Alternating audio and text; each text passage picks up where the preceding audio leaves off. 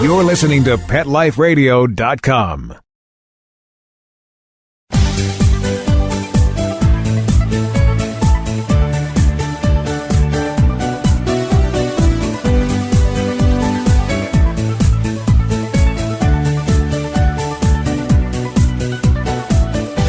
Hello, pet parents. This is Michelle Fern.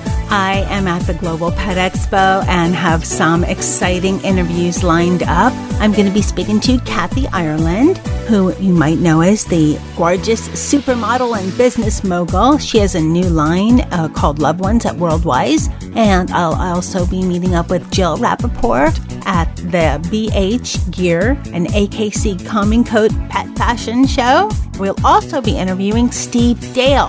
He has a national radio show and is very informative. It was so exciting interviewing all of these guests. I am so happy about that. Stay tuned. We'll be right back. Sit. Stay. We'll be right back after a short pause. Well, 4 to be exact. Dyson. The new Dyson Animal Vacs are powerful bagless upright vacuums for homes with pets. Air muscle and radio root cyclone technology generates the strongest suction power to powerfully remove dust, dirt, and pet hair from the home or car. To order your Dyson Animal Vac, go to DysonDeals.com. DysonDeals.com to order your Dyson Animal Vac today. Dyson. Music to your ears.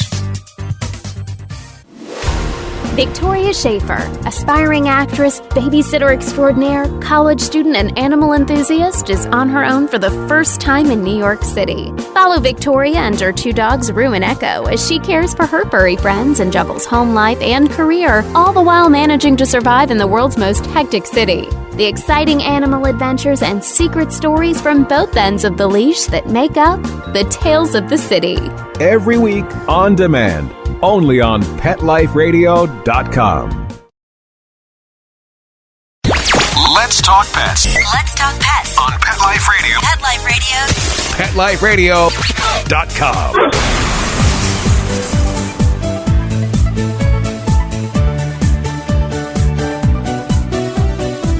Hi, Michelle Fern. How are you, I'm Michelle? so happy to meet you. Well, thank you. I'm happy to meet you. I grew up watching you on the fashion magazine covers.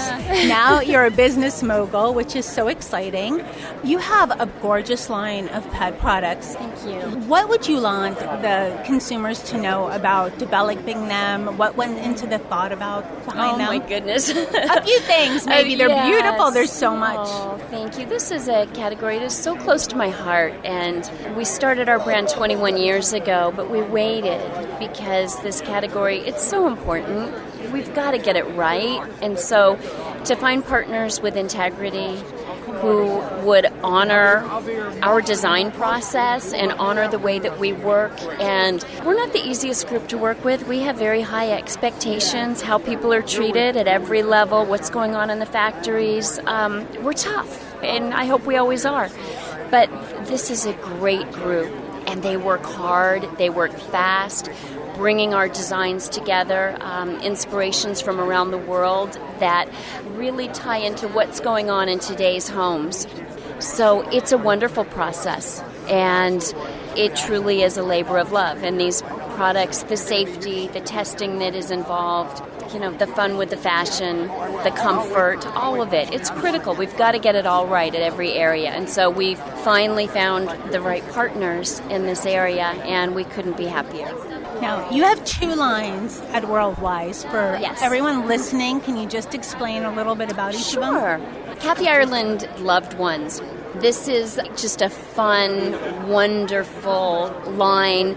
My dog Sparky, who's 12 and a half years old, was really the inspiration behind this, and our other dogs and cats as well. But just wonderful. The price points are more opening. Gracie and Delilah is our higher end, and this was inspired by Gracie and Delilah, who were entrusted to us from Dame Elizabeth, and they are, I have to say, they're spoiled. They're wonderful. They've got great personality, and they have exquisite taste. They love only the finest, only the best. So that's what Gracie and Delilah is all about.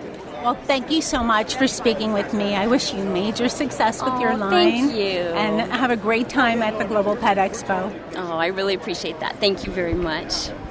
Hi, everyone. This is Michelle Fern. I'm here with Jill Rappaport of the Today Show. Hi, Jill. Hi, how are you, Michelle? I'm great. Now, what are you here at the show promoting? I have multiple reasons. I am here to do a story for the Today Show, but I also have a new toy called Jill Rappaport Shelter Shake, and it is a big, huge orange bone that shakes and vibrates across the room, and we are going to donate it to shelters across the country, and also proceeds going to animal shelters so that they feel like they're one step closer to a loving home. As you know, their animals are terrified in shelters. They're lucky if they have a towel on a floor. This beautiful toy is so big it can act as a pillow or a bed. It'll help them be engaged and have fun and hopefully help them get adopted because they'll have something to make them happy. And I also have my leash and collar line, Jill Rappaport's Rescued Me collection, which is here again this year. So I'm just so proud to be at Global Pet Expo. What a great event. You do so much for rescue. So on behalf of all the pet parents everywhere, thank you so much for all you do. Thank you. Well, listen, you're amazing too. And I just love every year that I'm here, I see more and more rescue animals and people speaking out for rescue. And that's what it's all about. We are their voice for the voiceless. So I'm really proud to be here. And I'm so thrilled to be surrounded by you people who are doing what I'm doing as well. Thank you so much. Oh, you're welcome. Thank you. Hello, pet lovers. This is Michelle Fern, live at the Global Pet Expo. I'm with Steve Dale. Now, I'm sure all you pet lovers know who Steve Dale is. He's a journalist and author. So let him introduce himself. Hi, Steve. Hi. Thank you for doing this. It's fun to do. So for people that maybe don't know your name, I think there's very few out there that don't know your name. But for people that don't, what kinds of things do you do? Well, I host a couple of national radio shows about pets. I write for USA Weekend. I write a national newspaper column. I write for Cat Fancy magazine, and on and on and on and on. What I do in that regard isn't as important as how I can help all of you pet owners. And one way in which I could do that, I just participated in a book called Decoding Your Dog. It was not authored by me, so you're thinking, why is he plugging a book that he has nothing to do? Well, he did have something to do with the book. The book was authored, and this is so cool, by the American College of Veterinary Behaviorists. There are only about 55 veterinary behaviorists in the country, and most of them got together. They've never before done this, ever in the history of the world, written a book for the general public. In fact, no specialty college in veterinary medicine has ever done this. And the behaviorists, as I agreed, thought, you know what? There's so much misinformation out there when it comes to dog behavior. Let's set the record straight, not based on anyone's opinion, but based on science. So I had the honor, and indeed it was an honor, to edit this book. That sounds amazing, and I love your tie. Obviously, we can't see. This is audio, but he has all these dogs on his tie, and it's a really beautiful tie. Well, thank you. Well, that book sounds exciting. Now, did you learn maybe one or two tidbits you can share with the audience? Well, I mean, yes, I'm always learning, and I love attending veterinary conferences. I present at them very often, and animal welfare conferences, but I also go to learn like my colleagues do. And to get continuing education credit, what I learned isn't as maybe important as some of the misconceptions that we were busting myths is what we were able to do in the book. And the one that's being talked about most often is this whole notion of dominance, that you need to be dominant over your dog, which is just absurd. First of all, dogs understand that we're not other dogs. We are human beings. And why would we need to think? You do need to be a teacher. You do need to train using positive reinforcement your dogs. You need to be consistent so dogs understand and have everyone in the family get on the same page. But this whole thing about, for example, the dog gets up on the bed. And there are people out there that will say, well, that's because your dog wants to be higher up than you. Well, that's totally made up. Somebody made that up. Totally. Height means, now, it actually in the world of cats, height does mean, vertical space means something, but in the world of dogs, it means absolutely nothing.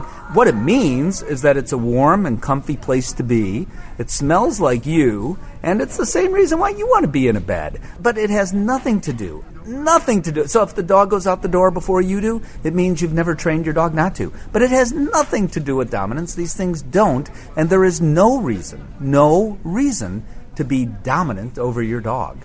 Okay, I have a question. So many people think a lot of things with the dog's tail has to do. They're, wagging, they're happy.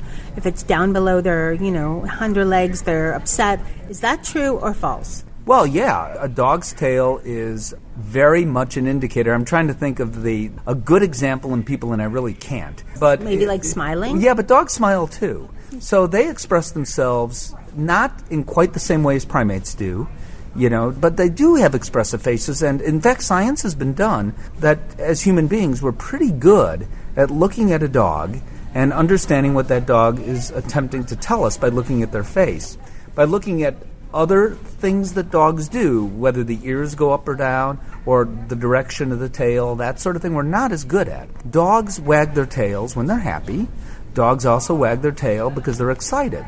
Now, excited could be, I'm happy, as I just said, right? And we all know that when we come home, if you have a dog or if you're seeing a dog that's happy to see you, that dog is... But dogs will also wag their tail when they're excited, meaning, I'm excited, but I'm not happy about seeing you. I want to eat you. Or not literally, of course, but I'm afraid, even. So a dog could wag its tail for several different reasons. And what you need to do is understand context. So you do then have to look at the ears. You have to look at the eyes. Are you seeing the white of the dog's eyes? Are you seeing, is it like a squinty look that you're getting? Are the ears up or down, if that's even possible? Because sometimes it's not, because those ears are pinioned, so they're stuck up. Are you looking at the fur at the back of the hair? Is there a piloerection? Is the hair literally standing up at the back of the neck?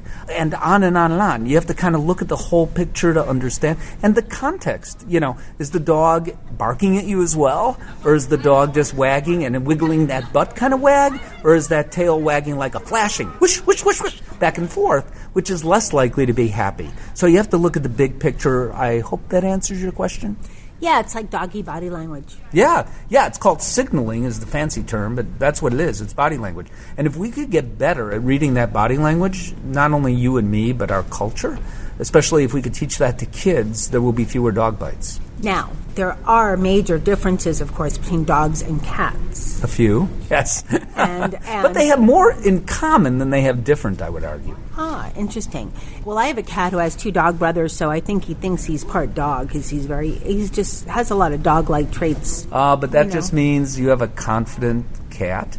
Oh. Doesn't mean he thinks he's a dog. I am sure your cat runs things anyway.